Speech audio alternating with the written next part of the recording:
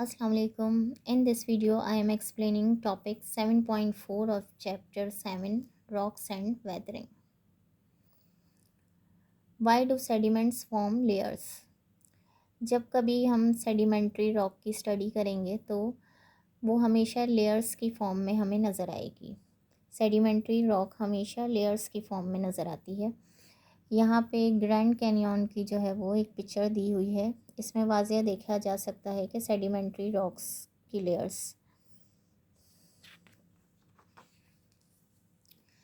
जब कभी भी सेडिमेंट्स जो हैं वो ट्रांसफ़र होते हैं वाटर या विंड के ज़रिए किसी वाटर बॉडी के अंदर, रिवर में, ओशन में, तो क्या होता है, ये वाटर बॉडी के बॉटम में लेयर्स बनाने शुरू कर देते हैं सेडिमेंट्स।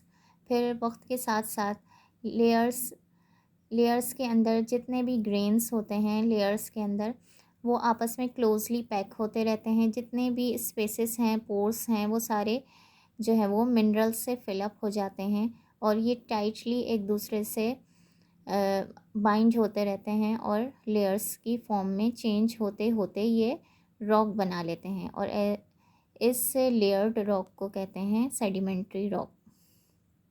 अब यहाँ एक क्वेश्चन किया हुआ है कि ओल्डेस्ट लेयर जो है वो बॉटम में होती है या टॉप में होती है सेडिमेंट्री रॉक के, तो ऑब्वियसली बॉटम में होती है। जो ओल्डेस्ट लेयर है वो बॉटम में होगी, फिर उसके ऊपर लेयर्स लेयर्स लेयर्स बनती जाएंगी और वो टाइटली कॉम्पैक्ट होंगी, सारे पोर्स फिलअप हो जाएंगे और वो एक रॉक की सूरत में हमें नज़र आएंगी। और ये पूरा प्रोसेस जो है वो मंथ्स में नहीं बल्कि मिलियंस ऑफ ईयर्स में कंप्लीट होता है। यहाँ पे बहुत सारी रॉक्स की पिक्चर दी हुई हैं स्टडी के लिए कि सेडिमेंट्री रॉक की अगर हम स्टडी करें तो वो लेयर्स की फॉर्म में होती है और इन लेयर्स की थिकनेस और अपीयरेंस सेम नहीं होती बल्कि डिफरेंट होती है। ऐसा क्यों होता है? ऐसा इसलिए होता है कि ओरिजिनल सेडिमेंट्स अगर फ़ाइन होंगे तो रॉक भी जो है वो फ़ाइन ग्रेन होगी, जिसकी एग्जांपल है शेल की। और अगर जो है वो ओरिजिनल सेडिमेंट जो ट्रांसफ़र हो रहे हैं ओशन बेड के अंदर, अगर वो थोड़े से लार्जर साइज़ होंगे, कोर्स ग्रेन होंगे, तो रॉक भी जो है वो उसकी लेयर्स को स्टडी करेंगे तो वो लार्जर साइज़ के ग्रेन्स नज़र आएंगे उसके अंदर। उसकी एग्जांपल है सैंडस्टोन की। और अगर जो है वो किसी रॉक की स्टडी करें और उसकी लेयर्स में मिक्सचर हो लार्ज और स्मॉल ग्रेन्स का, तो वो एग्जांपल आ जाती है ब्रेशिया की और कॉन्ग्लोमेरेट की। इनमें मिक्सचर होता है स्मॉल और लार्जर ग्रेन्स का।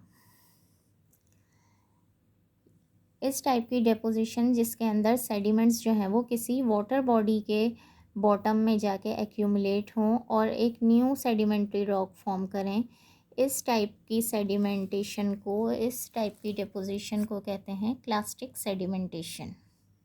When broken rock pieces transported and deposit on water bottom.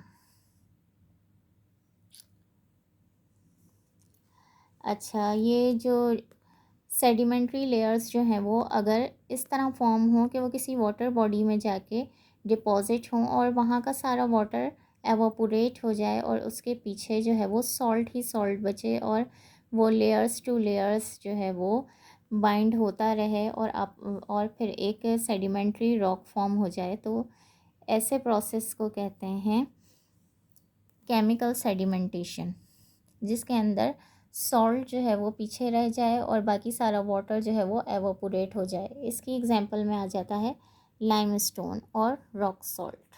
ये पिक्चर भी दी हुई है इनकी यहाँ पे। थर्ड है ऑर्गेनिक सेडिमेंटेशन। इसके अंदर क्या होता है, जो डेड ऑर्गेनिज्म हैं, उनके शेल्स हैं, बोन्स हैं, वो वाटर बॉडी मरीन क्रिएचर हैं, जितने भी मरीन एनिमल्स हैं, प्लांट्स हैं, जब वो उनकी डेथ होगी तो वो जाके वाटर बेड के अंदर यानी वाटर बॉडी का जो बॉटम है उसमें जाके एक्यूमुलेट होना चाहिए, चले जाएंगे, और over millions of year these dead bodies become a rock. This is also the example of sedimentary rock. इसकी एग्जाम्पल दी हुई है यहाँ पे कोल की. Here we complete the chapter rock and weathering. I hope you understand. Allah Hafiz.